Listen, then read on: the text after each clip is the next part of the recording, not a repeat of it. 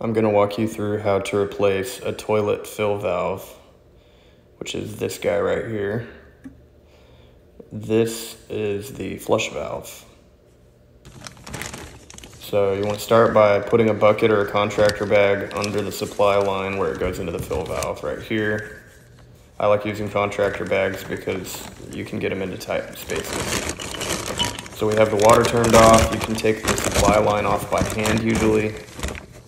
And then there's this wing nut holding the fill valve to the tank, and you can usually do that by hand as well. Once you have the wing nut off, just pull the fill valve and the water will dump from the tank into your bucket or your contractor bag. And then you just pull the fill valve out. So now we're gonna get ready to put the new one in. This rubber washer that goes inside the tank comes with an extra little piece that is like a replacement piece for a supply line. So if you have a leaking supply line, you can use that little piece, but usually I just throw it away because it's not necessary.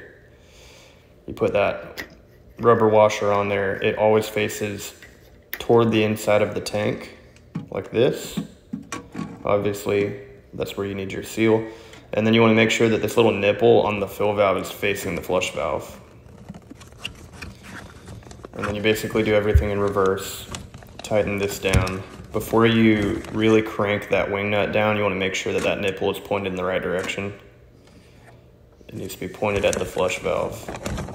And then I'm going to tighten this by hand as tight as it will go. And then we're going to put our supply line back on. This can usually be done by hand as well. Obviously, we'll just leak check it at the end to make sure we're good. And then we're going to put this little rubber line in there. It comes with a little piece that attaches to the flush valve. It clips on like this. And then you just plug that line into the nipple on the fill valve.